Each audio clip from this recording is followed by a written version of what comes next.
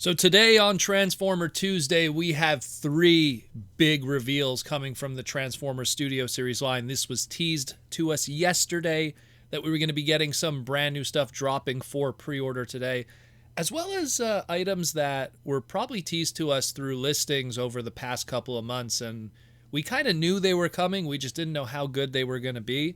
So let's jump into it. We got some big ones today, tons of photos, tons of reveals. Pre-orders are up right now if you want to lock in to get these.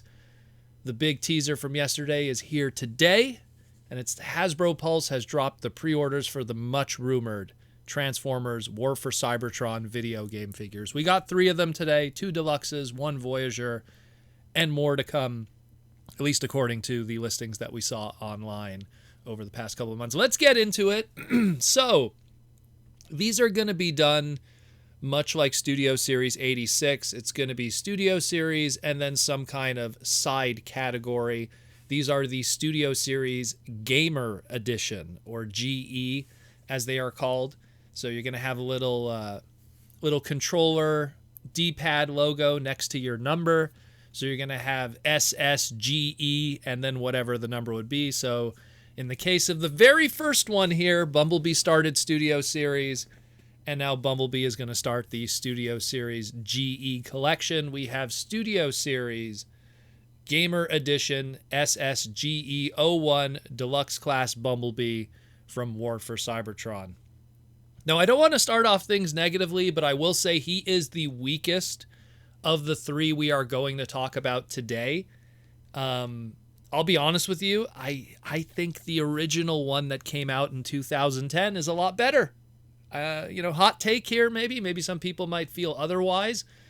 Just I'm comparing it side by side with the original, the animation model that was used in the video game and the one that we have here today. And while there's, the alt mode looks pretty good in both of them. If anything, maybe the alt mode is slightly more accurate in the new one that we got here today, but I think the robot mode looks a lot better with the original, but it is what it is. I mean, the budget is different today. That Bumblebee that came out in 2010 was one of those very first Generations figures when Generations became a thing in 2010. So the whole Generations line pretty much started with War for Cybertron figures from the video game. So it is what it is, but I mean, it still looks pretty good. But I really think at the end of the day, if you had to choose between the two, I think the original is better. And I mean, checking eBay prices, you could pick one up right now for under $20 off of eBay. Some of them are going for $9.99 even. So it's something where, there's going to be cheaper options too if you want to. My only concern will probably be just scale, if anything, because those old generation toys, more plastic, they were much larger. So it is what it is. But if you want to talk about animation model accuracy, I'm going to have to go with the original on that. The orange on it is and again, orange instead of yellow is also kind of bizarre.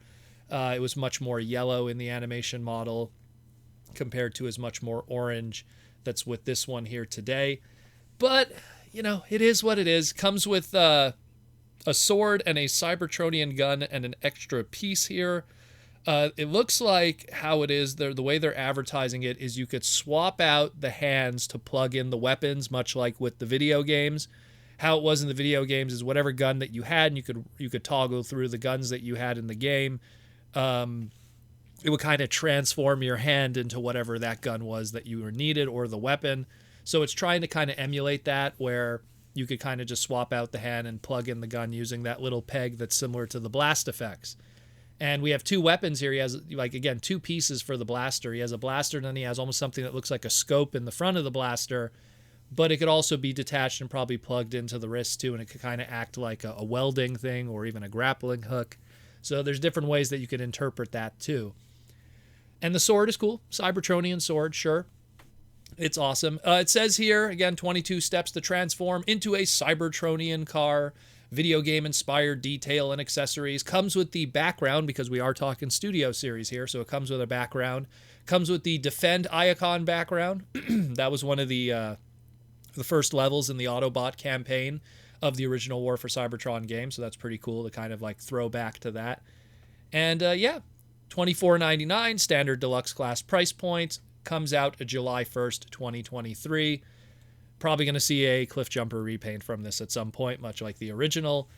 Yeah, again, if you didn't pick up the original, and again, I don't know really the scale on these yet, but it's something where if you didn't pick up the original and this speaks to you, then sure, hey, go for it. But I really suggest also maybe trying to go out of your way to find the original, because I mean, I'll be honest with you, I think the original one looks better here. But maybe not the case with some of the others we might talk about, but definitely in the case of this one here. Let's jump into the next one. Our next deluxe class is Transformers Studio Series Gamer Edition SSGE02 Deluxe Class Barricade from War for Cybertron. This one's awesome. This was one where he didn't get a figure originally from the War for Cybertron video game, so nice for him to finally get a figure. He looks really good. I mean, he looks really good. Obviously, the color details from the original animation model are somewhat lacking on this sculpt, but I think that's more just the limitations of the paint budget for the deluxe class. But otherwise, I think he looks really good. They sculpted him very well to match that animation model. I think he looks fantastic. I really like how the gun that they included with him matches the gun that was used in the game with him, so that looks really good too. And again, of course, you could plug out the wrist and put in the gun in the wrist, so that gimmick works across all the price points, again, staying true to that. I kind of hope with this one, because I really like this one a lot, but I kind of hope that they do in the future a premium finish version of this, because this is a figure that, while it looks fantastic, could really use a lot of paint. All of that like dynamic purple could be used on that robot mode that are kind of missing. And even in the alt mode, like some of just the slight red details that were in the robot mode, because this was kind of a fusion of like, oh, is this Barricade based off of the police character from the movies? Or is this a Barricade based off of the Micromaster character? It was kind of like a fusion of a new character in that era where they weren't too sure yet where they wanted to go with that. So he has a little bit of red and blue on the top to kind of simulate a police car, but not exactly. So that's kind of absent here on the actual toy itself, but was on the original animation model. Just a little bit of red paint goes a long way. So again, probably a limitation of the budget, but still looks very good. I mean, the end of the day, the model, the sculpt is like really close, and I'm very impressed how they pulled this one off. And I mean, again, video game inspired design, 15 steps to transform into a Cybertronian vehicle. And it comes with the background from the Dark Energon scene. That was, again, one of the early key moments from the Decepticon campaign with Megatron.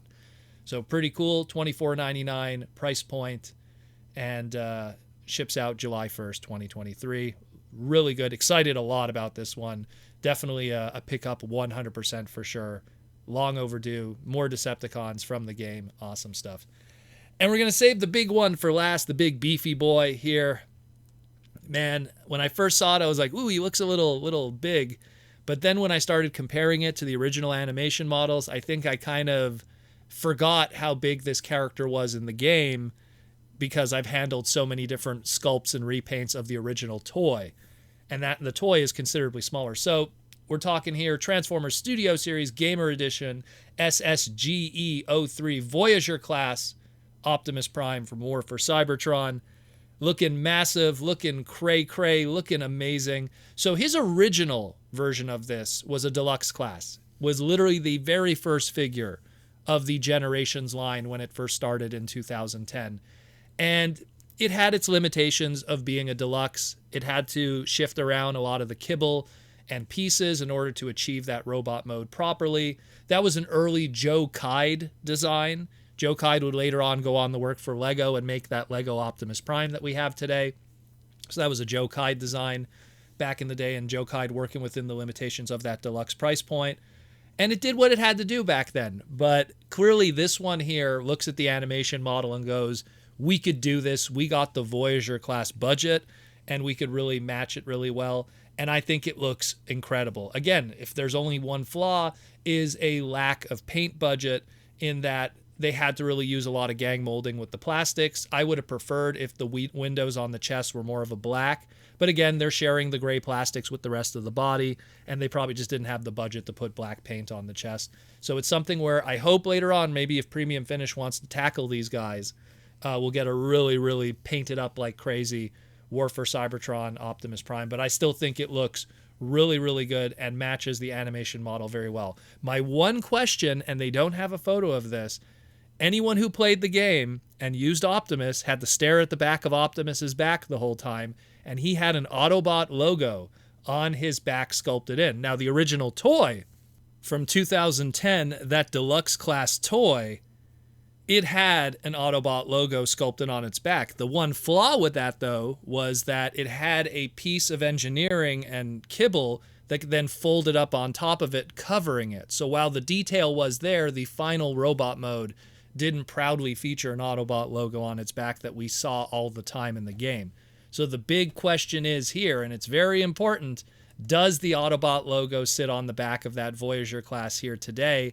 And is it not obscured by any pieces of plastic, and we could have a true recreation of the video game model that we played with all those years ago? That is going to be a big, and if it's there, that's going to be super hype. That is really good.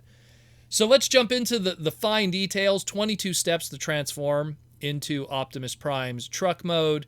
Includes the Kaon prison break backdrop. That's the scene in the game where you get captured by the Decepticons and you're stuck in the base and you got to break out of the base and smash the wall and stuff. Another fun part of the Autobot campaign. Again, if you have not played the game, find any way you can to play it. Now for the parts and the accessories and the little fine details. So it comes with an axe, 2 axe pieces, a blaster, and a matrix of leadership. So the big thing that's also much better than the original Deluxe, because it is now not limited by the budget of a Deluxe class price point. Now it's a Voyager. His chest also has the extra detail to open up and have a matrix of leadership in there that is removable and looks like the matrix of leadership from how it looked in the game.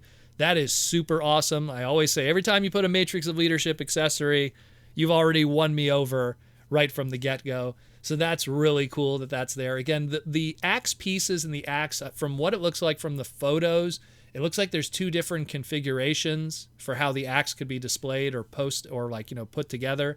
So that might be also why there's so many extra pieces with the axe. I can't confirm that. Also comes with his blaster, much like in the game. It can be held, but it could also be plugged into the hand to simulate how it was in the game. Man, this looks really good. This looks really, really good. I am super stoked about this. Again, the only limitations are just paint. I mean, it's something where if there was a little more paint, we could probably get a much more definitive version that looks like the animation model. But otherwise, I mean, man, the sculpt itself is dead on. I think it looks great. The gun is accurate. The accessories are accurate. The sculpting is accurate. If the Autobot logo's on the back of that chest, the back of the body sculpted, that's going to be super awesome and accurate. MSRP $34.99, the standard Voyager class price point, also ships out with the other 2 July 1st, 2023. This is exciting. I love this game. You know, I love the sequel.